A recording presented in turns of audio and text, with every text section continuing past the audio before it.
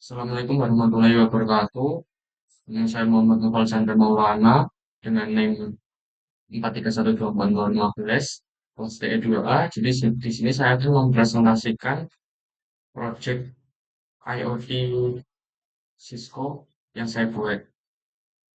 Project saya dengan judul Sistem Smart Homestay berbasis Internet of Things IoT dengan otomasi perangkat monitoring kondisi dan kontrol jarak jauh.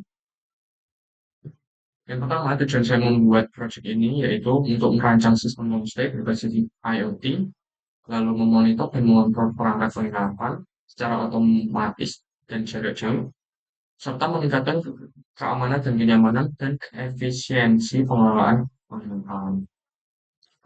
Lalu latar belakangnya, pengelolaan fasilitas penginapan efektif memerlukan sistem yang mampu menjamin kenyamanan, keamanan, serta efisiensi dalam penggunaan energi. Pada kondisi konvensional, pengoperasian perangkat seperti lampu, kipas, pendingin ruangan, pintu, dan sistem keamanan masih bergantung pada kontrol manual oleh pengelola penginapan. Nah, metode ini memiliki berbagai kelemahan seperti potensi pemborosan energi, akibat perangkat yang tetap menyala saat tidak digunakan. Lalu keterlambatan dalam mendeteksi kondisi berbahaya serta keterbatasan pengawasan terhadap perangkat tertentu di lingkungan. Selain itu, aspek keselamatan dan keamanan penginapan juga menjadi perhatian yang penting. Resiko kebakaran, akibat konflik listrik, atau faktor lingkungan, serta akses tidak sah ke area-area tertentu, ruang pengelola atau kamar yang tidak terpenghuni. Nah, pada sistem smart penginapan ini berbagai perangkat seperti motion detector dan smart detector saya gunakan, serta RFID juga saya gunakan untuk keamanan dalam penginapan. Em, Lalu lanjut ke topologinya, yaitu berikut topologi yang sudah saya buat.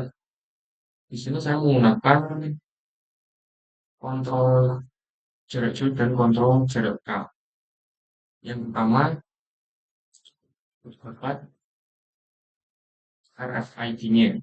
Nah, ini kalau kita cek di dekatan begini, maka itu akan otomatis terbuka.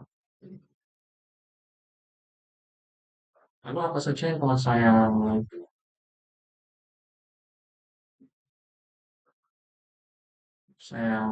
program di IoT-nya, yaitu ada beberapa ini.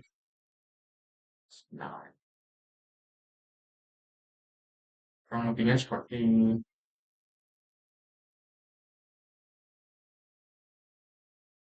hubungan antara pintu dengan jendela, pintu dengan lampu, motion detector dengan garasi, yaitu ada CCTV kamar juga. Lalu ada ini smoke detector.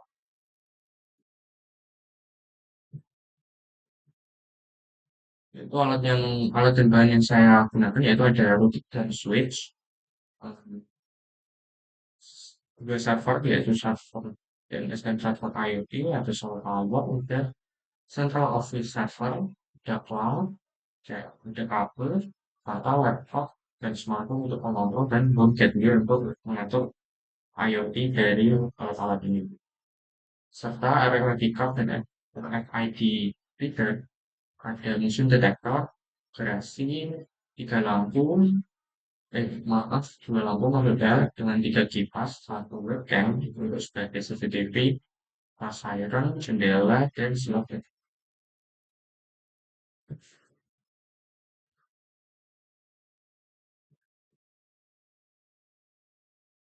Yaitu selanjutnya cara kerja sistem. Ini seperti saya contohkan di awal itu RF. Pertama untuk membuka penglihatan mata energinya ditempelkan ke RFID reader, maka pintu otomatis terbuka. Nah, ketika pintu otomatis terbuka, maka lampu di ruangan depan itu juga menyala. Nah, untuk mematikannya, maka pintu harus terkunci. Pintu harus terkunci, merah, lampunya mati. Lalu ada juga dari garasi ya. Ketika ada objek yang melewati motion detector, maka garasi akan otomatis aktif. Ketika objek dijauhkan, maka masih ada eh, jangka waktu sebentar untuk misalkan mobil masuk.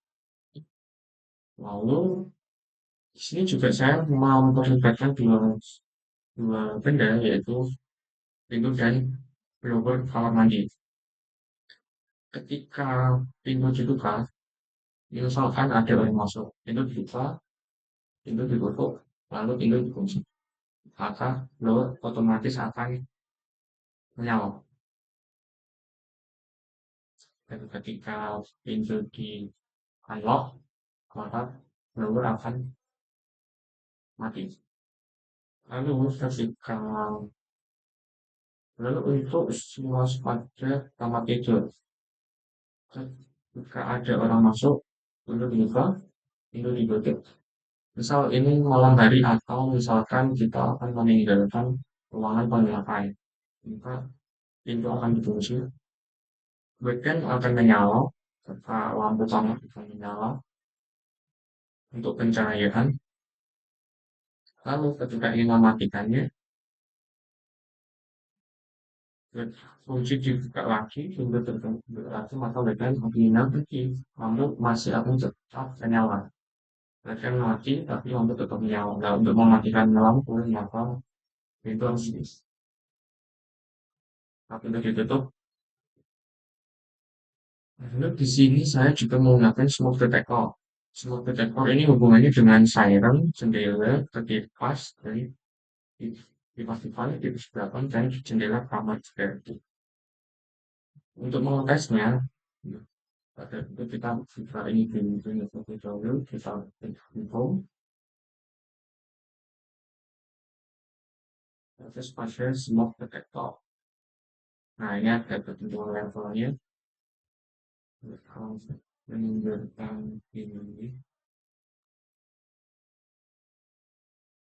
untuk mengetesnya kita menggunakan mobil ini sebagai penyumbang asap.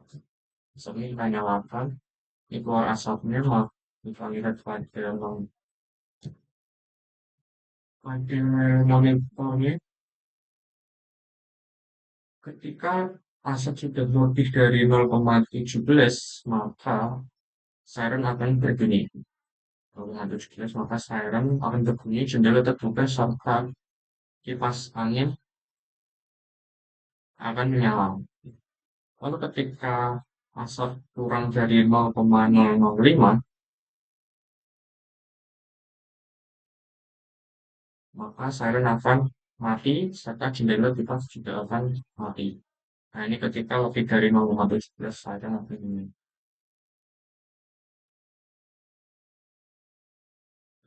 Ini cara kerja sistem sudah saya jelaskan dengan simulasinya.